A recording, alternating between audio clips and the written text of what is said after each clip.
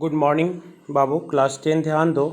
जैसा कि पिछले क्लास में हम लोगों ने इस पार्टिकुलर चैप्टर ज्योग्राफी का जो 1 है हम लोग का, उस पर हम लोगों ने सेल्फ से एफर्ट करने के लिए मैंने आपको दिया था कि फर्स्ट क्लास था तो आप लोग इसमें से अपना जो भी कुछ प्रेजेंट ओपिनियन है दे सकते हो कि तुम क्या इसके बारे में समझते हो, या कुछ बेसिक फंडामेंटल चीज़ों पर हम लोगों ने चर्चा किया था कि what is the meaning of resource and how this is helpful for the development.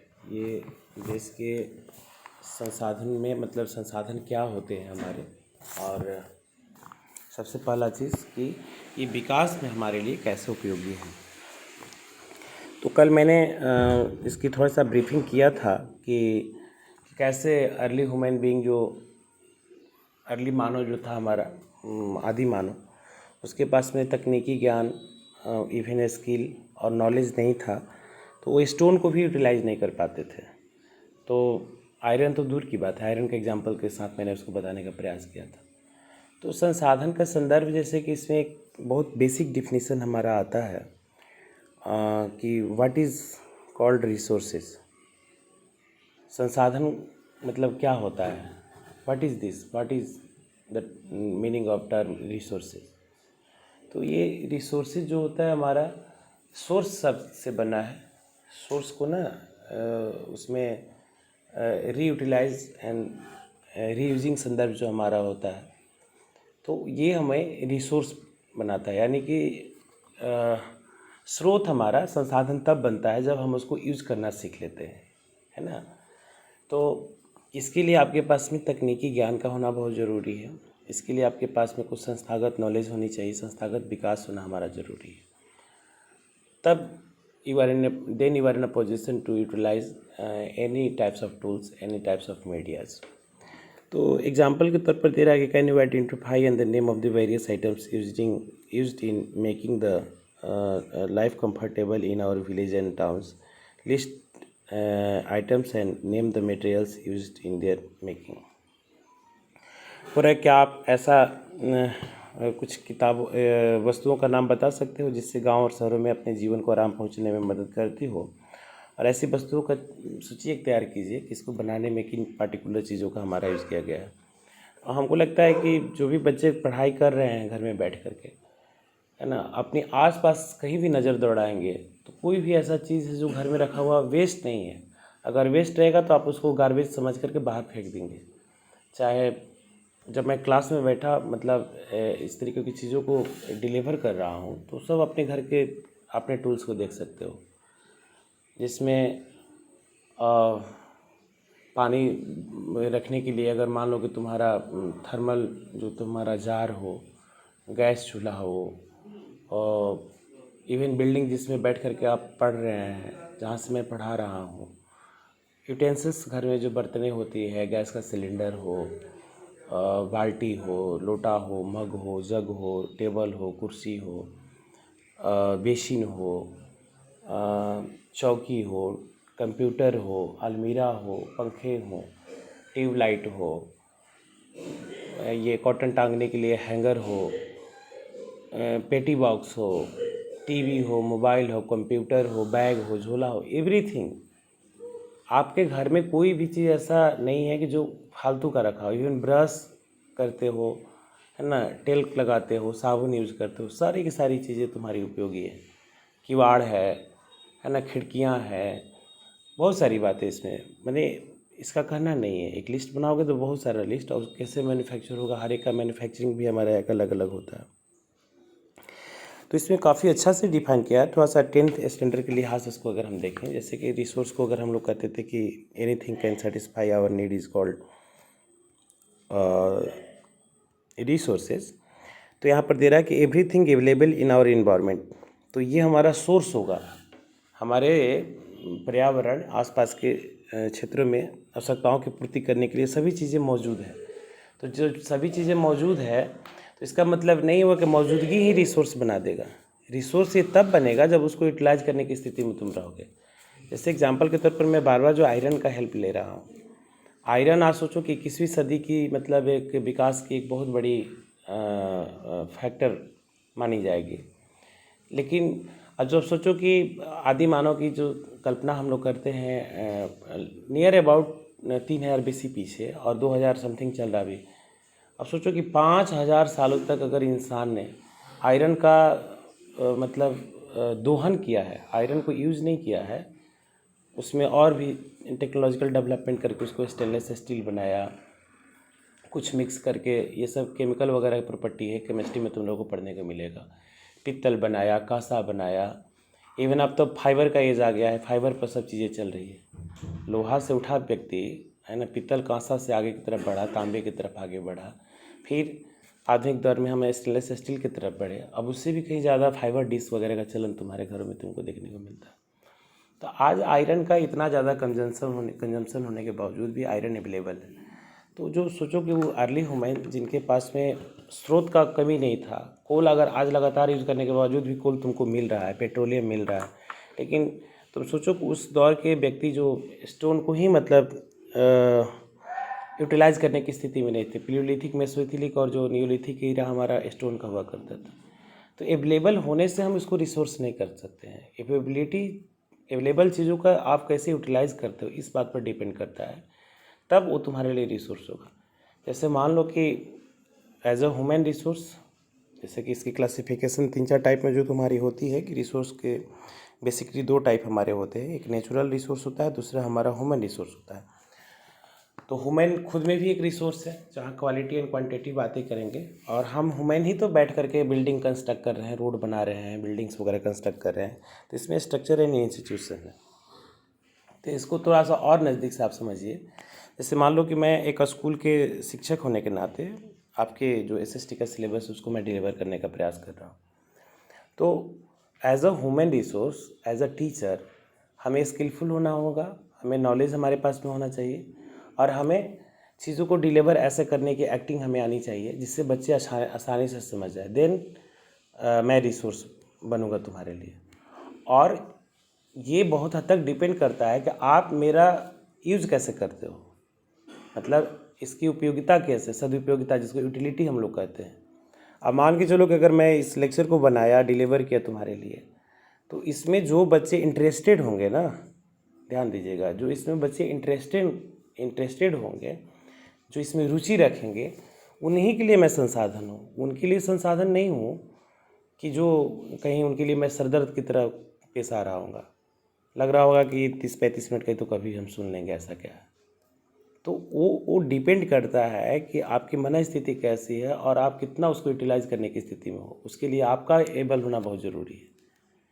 Able होने का संदर्भ हमारा आपका तकनीकी ज्ञान होना चाहिए, कुछ ऐसे मीडियाज़ का हेल्प लेना होगा, आपकी इसकी सिग्निफिकेंस को समझना होगा, है ना, तब उसको यूटिलिटीज़ हमारी तय की जाती है। ना तो जो चीज़ तुम्हारे लिए यूटिलाइज है किसी के लिए वेस्ट भी हमारा हो सकता है। जैसे एग्जांपल के तौर पर चाकू के ही यूजेस को अगर हम देखें, घर में हम लोग सब्जियों को काटने के लिए यूज़ करते हैं, कोई वेपन को यूज़ के तौर पर उसको लुटेरा वगैरह यूज़ करता होगा।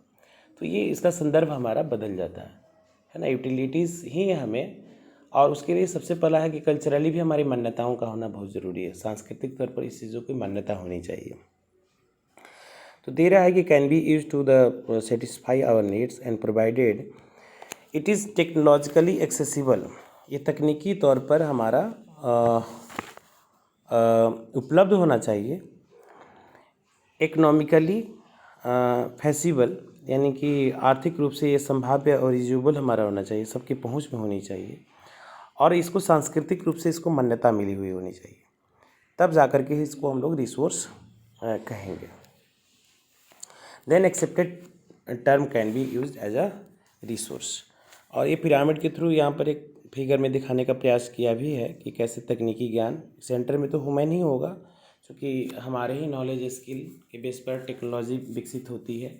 हम टेक्नोलॉजी की मदद से संस्थागत चीज़ों का विकास करते हैं। जैसे स्कूल की तुम लोगों ने देखा, स्कूल बच्चों को शिक्षा दीक्षा देने का कार्य करता है, हायर एजुकेशन से लेकर के लोअर एजुकेशन तक। कुछ ऐसे स्वास्थ्य जो इंस्टीट्यूशन, हेल्थ इंस्टीट्यूशन हमारी होती है, छोटी मोटी बीमारियों से लेकर के कोरोना जैसी बीमारियों की इलाज, एडवांस ट्रीटमेंट, दिस डेट, जो कुछ भी हमारा हो सकता है। माइनिंग वगैरह एक इंस्टीट्यूशन है जो अर्थ के अंदर में छुपे हुए माइंस को निकालने का काम करता है हमारा। एरोनॉटिकल इंजीनियरिंग एक इंस्टीट्यूशन हमारी होगी जो एरोनॉट्स को डेवलप करेगी। स्पेस हमारा अलग है। तो ये तकनीकी ज्ञान से लोगों के अंदर में स्किल का डेवलपमेंट होता है, नॉलेज का डेवलपमेंट होता है, और ये ऑर्गेनाइज होकर एक चीज़ ऐसी फॉर्म करते हैं जिसमें ये संस्थागत विकास हमारा होता है। और ये तकनीकी ज्ञान और संस्थागत विकास मिल करके हमारे जो फिजिकल कंपोनेंट यानी कि फिजिकल इन्वायरमेंट, जैसे मान लो कि अर्थ के अंदर में तुम्हारा आयरन छुपा हुआ है, उस आयरन का क्या तुम्हें बनाना है? सरिया बनाना है, चाकू बनाना है, स्टील बनाना है, गैस का चूल्हा बनाना है, कि कुकर बनाना है, कि तुम्हें ऑटोमोबाइल सेक्टर में इसको यूज़ करना है, कि रेलवे का ट्रैक बनाइएगा, एरोड्रम विकसित कीजिएगा, क्या करना है ये तुम्हें तय करना है। तो हम फिजिकल इन्वायरमेंट से, नेचर से हम इन चीज़ों को, कंपोनेंट्स को गेन करते हैं, है ना। उसमें कुछ ऐसे हमारे तकनीकी स्तर पर के ज्ञान और कुछ ऐसे हमारे संस्थागत विकास के माध्यम से इसको सिक्योर करते हैं। और ये पूरा का पूरा जो ट्रांसमिशन हमारा होता है, the process of transmission of things available in our environment involves an interactive relationship between the nature. ये हमें पर्यावरण से जुड़ करके इन तमाम इंटरेक्शन को हमें सिक्योर करना होगा, और ऐसे तकनीकी और संस्थागत विकास की मदद से, है ना, संसाधनों का विकास हमारा किया जा सकता है। And human being interact with the nature through technology and create institution to accelerate their economical development. और इस तरीके से तुम्हारे आर्थिक विकास की गति को, है ना, गति प्रदान करता है। सो नेक्स्ट, तेरा do you think that resources are free gift? क्या आप ऐसा समझते हैं कि संसाधन जो है प्रकृति का एक हमारा गिफ्ट है, उपहार है ना, फ्री है? ऐसा नहीं है, क्योंकि संसाधन मानवीय क्रियाओं का ही परिणाम होता है। आपको लगता होगा कि आयरन जो है वो अवेलेबल है हमारा है, तो ये प्रकृति के द्वारा गिफ्टेड एक हमारा फ्री गिफ्ट है, तो आप गलत हैं। आयरन उस समय भी था जिस समय पाषाणकालीन जो सभ्यता के मानव हमारे जिंदा थे। ये सब कुछ डिपेंड करता है संसाधनों के विकास में, है ना। व्यक्ति के खुद की मानवीय क्रियाओं का एक बहुत बड़ा रोल होता है, ह्यूमन एक्टिविटीज़ का एक बहुत बड़ा रोल होता है। अब अपनी ज़रूरतों के हिसाब से तुम बड़े बिल्डिंग्स कंस्ट्रक्ट होते हैं तो बड़े मोटे सरिया बना देते हो, फिर पतले सरिया बना देते हो, फिर उसी आयरन का तुम टेबल बना देते हो। आपको अच्छी डिज़ाइन वाली गाड़ियाँ पसंद है तो मारुति से लेकर के स्विफ्ट डिज़ायर और वॉक्सवैगन, वैगनर, तमाम प्रकार के अलग अलग मॉडल की गाड़ियाँ ज़रूरत है आपको। तो हेवी मोटर जो आप ये ट्रांसपोर्टेशन के लिए बड़े बड़े ट्रक हो, बसेस, लग्जरी बसें वगैरह बनाते हो, एयरक्राफ्ट का जो भी कुछ हमारा ढांचा तैयार किया जाता है, तो ये सब कुछ तुम्हारे ऊपर में डिपेंड करता है। और इसके लिए सबसे पहला है कि ह्यूमन बीइंग को खुद भी हमारा योग्य और स्किलफुल होना चाहिए। इस तरीके से पढ़ा लिखा, वेल एजुकेटेड और ट्रेंड व्यक्ति हमारा एक संसाधन के तौर पर प्रयुक्त होता है, और ये पर्यावरण में पाई जाने वाली वस्तुओं को संसाधनों में परिवर्तित करने की इनके अंदर में क्षमता होती है, और इसको प्रयोग में भी लाते हैं। इस तरीके से इसकी बेसिक क्लासिफिकेशन हमारे ये 4 ओरिजिन के आधार पर किया गया है। पहला है on the basis of the origin, यानी कि उत्पत्ति के आधार पर, जो यहाँ पर एक क्लासिफाई करके दिखाने का प्रयास किया भी है। ये आपके लिए काफ़ी इम्पोर्टेंट और काफ़ी आसान कर देगा। तो एक उत्पत्ति के आधार पर तुम्हारा है बायोटिक और अबायोटिक। दूसरा है on the basis of the exhaustibility, समाप्यता के आधार पर उसकी क्या स्थिति है। On the basis of the ownership, जहाँ स्वामित्व के आधार पर इसको तय करेंगे हम लोग। On the basis of the status of development, जिससे कि विकास का स्तर किस प्रकार का है, उसके आधार पर हम किन चीज़ों को कैसे क्लासिफाई कर सकते हैं रिसोर्सेज, इसके बारे में जिक्र हमारी की गई है। इसके बाद में यही स्ट्रक्चर का जो डिफाइंड टर्म हमारा यहाँ इस पेज पर है, इसको हम लोग टाइप ऑफ रिसोर्सेज कहते हैं। टाइप ऑफ रिसोर्सेज, जिसके एक करके हम लोग डिफाइन करेंगे। पहला हमारा है जैव। जैव का मतलब हो गया कि ऐसे संसाधनों की प्राप्ति जीवमंडल से जहाँ से होती हो और उसमें जीवन है, व्याप्त है, जिससे तुम्हारा मतलब एनिमल और प्लांट किंगडम कॉमन समझो। प्लांट और एनिमल दोनों को मिला करके हम इसको शामिल करेंगे। एनिमल में हम लोग भी आ जाएंगे, और प्लांट में तो खैर वनस्पति हो ही जाएंगे हमारी। तो इसमें देखोगे एग्जाम्पल के तौर पर कि there are obtain from the biosphere and have life such as human being and flora and fauna. तो फ्लोरा तुम्हारा वही प्लांट किंगडम हो गया, और फ्यूना वही प्राणी जगत जिसमें हम सभी भी आ जाएंगे। ह्यूमन थोड़ा अलग है इसलिए ह्यूमन का नाम इसमें दिया है। मत्स्य का दिया है लाइक फिशरीज, मत्स्य जीवन, पशुधन, एनिमल हस्बेंड्री, लाइफ स्टॉक वगैरह का जो भी इसमें जिक्र किया गया। ऑर्गेनिक सब्सटेंसेज हमारे ऐसे होते हैं जो निर्जीव वस्तुओं से बने होते हैं। ऑल दोज है ना things which are composed of non-living things are called abiotic resources। Example के तौर पर हमारे रॉक पार्टिकल्स एंड मेटालिक्स जो भी हमारे होते हैं उसको हम लोग कहते हैं। ये नाम ही जैविक और अजैविक, इसको अगर हिंदी में बोलोगे तो जैविक, तो जैव मंडल से जो मिला हुआ हमारा जैविक हो गया। अजैविक मतलब जो नॉन लिविंग थिंग्स हमने गेन किया उसको हम लोग अजैविक बोलेंगे। नेक्स्ट है on the basis of the exhaustibility, इसको हम लोग बोलते हैं समाप्यता के आधार पर। तुम लोगों ने देखा होगा ये संसाधनों में कुछ ऐसी प्रकृति हमारी होती है जिसको हम लोग बार बार यूज़ कर सकते हैं। तो वैसे सोर्सेज को हम लोग ना रीन्यूएबल सोर्सेज कहते हैं। क्या कहते हैं? रीन्यूएबल, जिसको रीन्यू किया जा सकता हो। रीन्यूएबल का मतलब है जिसको दोबारा गेन किया जा सके।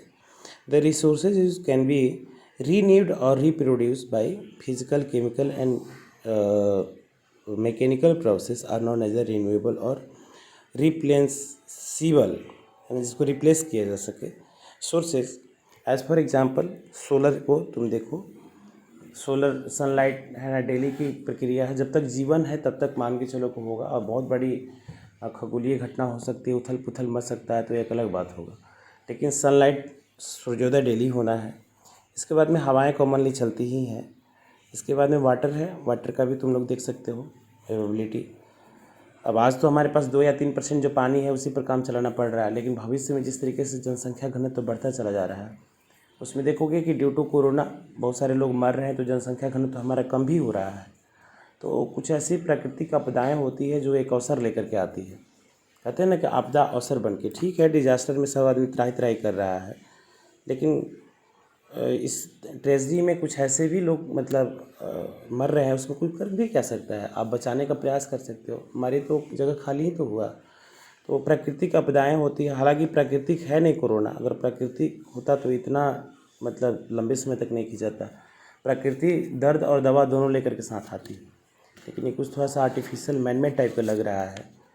और एक तरीके से जैविक हथियारों की चर्चा जो बार बार हमारी हो रही थी, वीपन का, वो प्रयोग लोगों ने करना प्रारंभ कर दिया। इसमें एकमात्र है संपत्ति हथियाना। अब सोचो कि इतने मास लेवल पर जब लोग मर रहे हैं तो कितने जगह पर तो ऐसे हो गए कंट्री ही खाली हो जाएगा। तो एक अलग फैक्टर है ना, तो उस पर हम लोग अभी नहीं जाएंगे। तो जल का भी संदर्भ ऐसा है कि अगर बढ़ती जनसंख्या घनत्व के लिहाज से देखा जाए तो वाटर में तुम्हारा समुद्र ओशियन के पानी वानी को अगर तुम रिट्रीट करने का कोई अगर टेक्नोलॉजी आ जाए तो शायद इतने लोगों की ज़रूरतों को पूरा किया जा सकता है 7 अरब का। लेकिन अभी 3% पर सर्वाइव करना जो वाटर टाइप हमारे पास सुरक्षित है, ये बड़ा मुश्किल सा है। इसके बाद में वन और वन्य जीवों का संसाधन है ना, आप पेड़ काटिए नहीं, पेड़ लगाइए भी, इसको रीन्यू किया जा सकता है। लेकिन इतना ज़्यादा ना औद्योगिकरण, विकास, इंडस्ट्रियलाइजेशन हो रहे हैं, शहरीकरण का काम हो रहा है, कल्टीवेशनल फील्ड बड़े स्तर पर बनाया जाता है, डिफॉरेस्टेशन भी एक बहुत बड़ा फैक्टर हमारा बनता चला जा रहा है। तो ये सारे के सारे हमारे नवीनीकृत संसाधन कहलाएंगे। और एज फॉर एग्जांपल इसमें द रिन्यूएबल रिसोर्सेज में further be divided into continuous और फ्लो, यानी कि इन संसाधनों के सतत और प्रवाह संसाधनों में विभाजित किया जा सकता है। एग्जांपल के तौर पर आप फोटो 1.2 को देख सकते हो, जिसमें नवीनीकृत संसाधनों में ये सतत प्रवाह हमारा है, जिसमें कि हवा डेली होगा, जल आएगा, इसके बाद में सनलाइट आप डेली गेन कर सकते हैं। तो ये सतत प्रवाह यानी होगा। इसको हम लोग बोलें कि ये कंटिन्यूअस हमारा चलने वाला है, ये फ्लो करने वाला है, ये कभी रुकने वाला नहीं, जब तक जीवन रहेगा तब तक इसको ऐसा। और उसी तरीके से रिन्यूएबल सोर्सेज के एक जैविक पदार्थों का जिसका जिक्र प्लांट और एनिमल के तौर पर किया गया है। प्लांट में तुम देखो, आम के पेड़ काट दो ज़रूरत के हिसाब से, अच्छी बात है, फिर आम खाना है, एक प्लांट लगाइए। अब तो ये हो रहा है कि इन्वायरमेंट को एवरग्रीन और ऑक्सीजन फुल ऑफ बनाना है तो ज़्यादा से ज़्यादा प्लांट हमें लगाना होगा। तो ऐसे भी तुम देखोगे नेचर इतना ज़्यादा मतलब इनरीच है कि वो अपने अर्थ के गर्भ में एक भी दाना नहीं छुपाता है।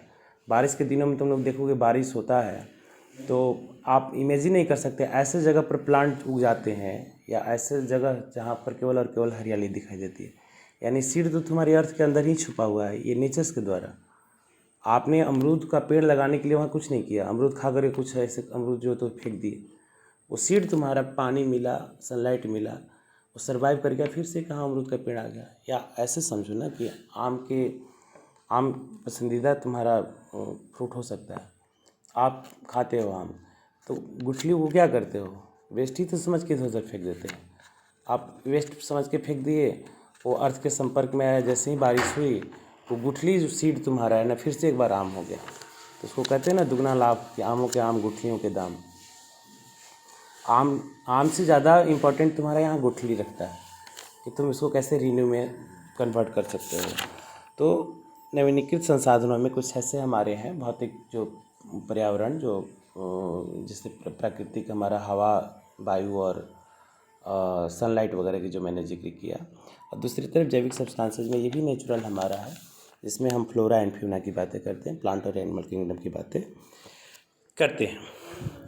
दूसरा है तुम्हारा non renewable sources, the occurs over a very long geographical time. ये अनवनीकृत संसाधन हमारे होते हैं, ये काफ़ी समय लंबे समय तक भूवैज्ञानिक अंतरालों से हमारा बन करके बनता है। जैसे तुम लोग कोल के बारे में सुने होंगे, खनिज में और जीवाश्म ईंधनों के बारे में ये जिक्र इसमें भी कर रहा है। तो कोल से समझ में आ जाएगा कि अनवनीकृत संसाधन हमारा क्या कहलाता है।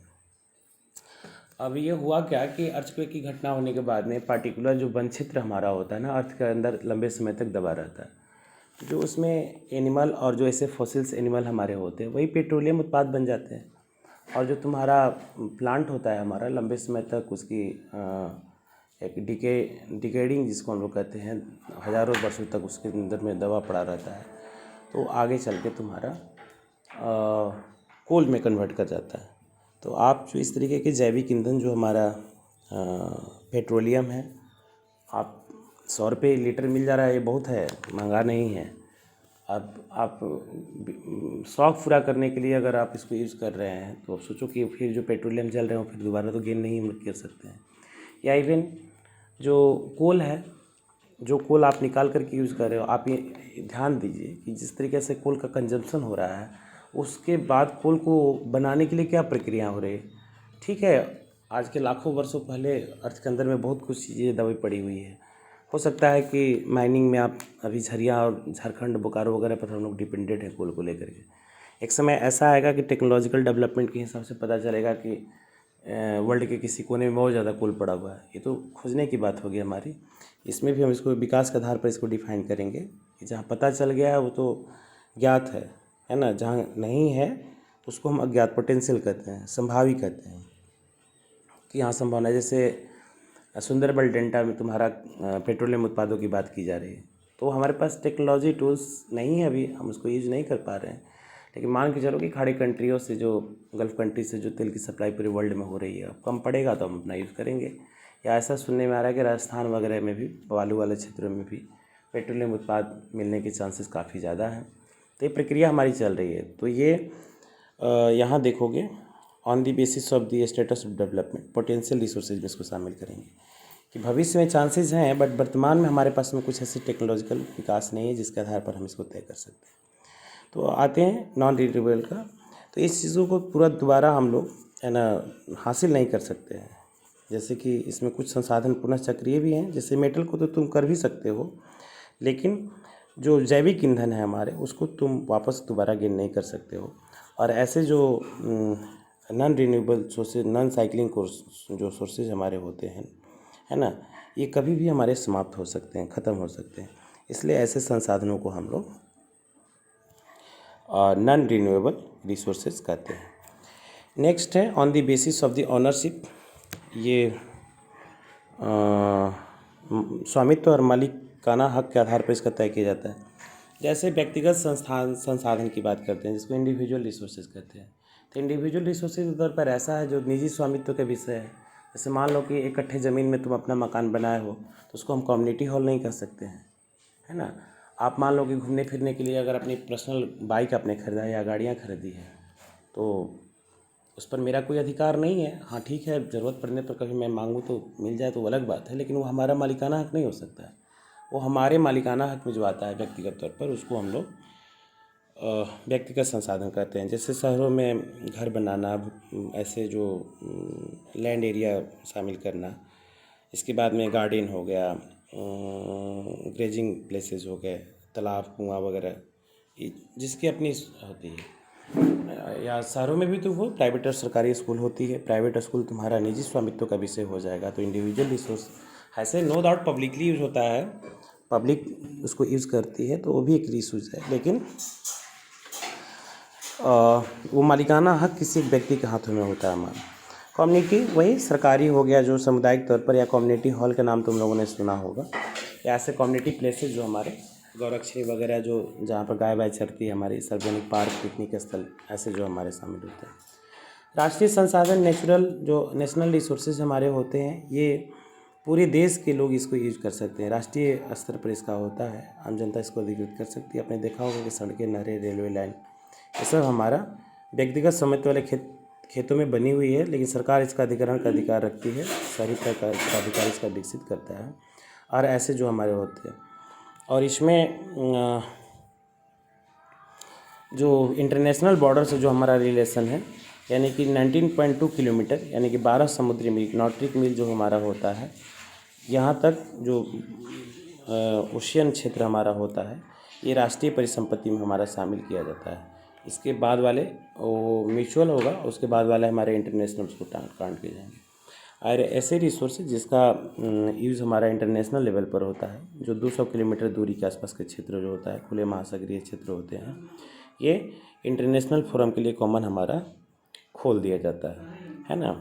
जो बड़े स्तर पर वहाँ के रिसोर्सेज का जो संसाधनों का उपयोग है, वो म्यूचुअली मिल करके सारी सरकारें कर सकती हैं। नेक्स्ट है बाबू, विकास के स्तर पर on the basis of the level of the development.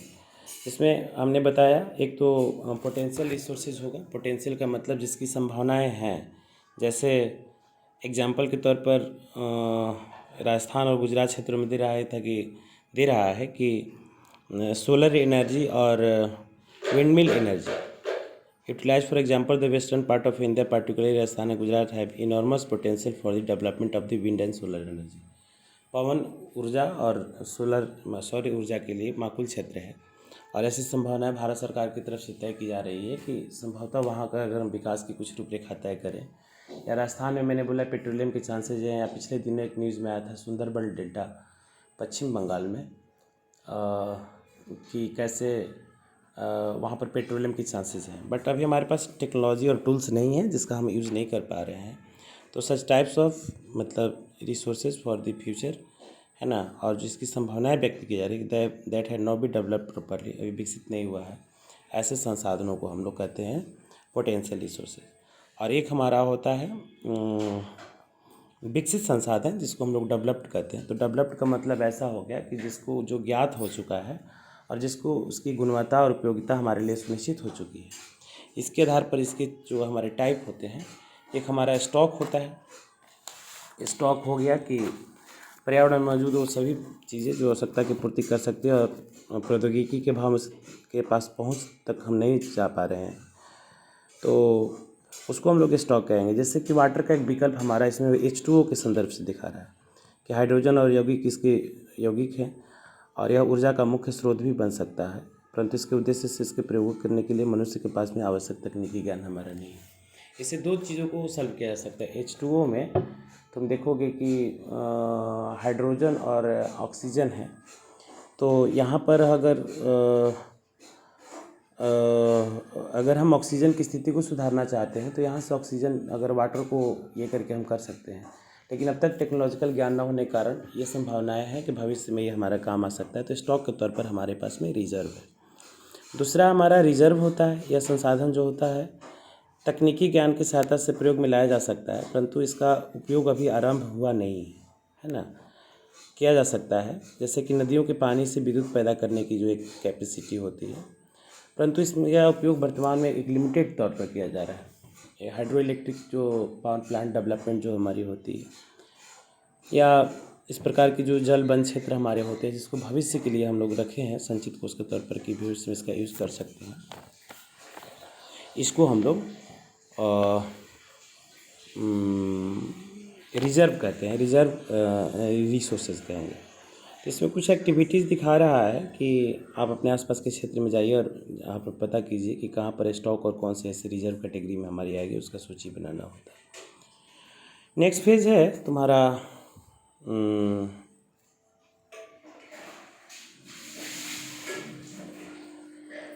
Resource development, संसाधनों के विकास किस प्रकार से होगा, जिसमें हम सतत पोषणीय विकास के सिद्धांतों पर भी चर्चा करेंगे। तो इस वीडियो लेक्चर में बस इतना ही, definition of the resources and type of resources पर डिस्कस किया गया है। इसको आप देखिए, समझिए, और इसमें कहीं कोई दिक्कत आती है तो आप बात कर सकते हो। और रेस्ट आगे जो भी संस्थागत विकास को लेकर के कैसे क्या कंसेप्ट होगा, क्या थ्योरीज हमारी होगी, उस पर हम लोग चर्चा करेंगे, जिसमें अर्थ समिट की भी बातें होगी 1992 का रियो डी जेनेरियो का, और सस्टेनेबल डेवलपमेंट के सिद्धांत हमारा क्या है, और एजेंडा 21 जो है कैसे क्या मायने रखता है। इसके बाद में आगे बहुत सारी बातें हैं, संस्थागत मतलब संसाधनों का रिसोर्स प्लानिंग है, तो हम लोग डिटेल्स में आगे चर्चा करेंगे। अभी इस वीडियो क्लिप में आप इसको देखने और समझने का प्रयास करें, ठीक है? ओके बाबू, और दिक्कत आएगी तो आप बात करना।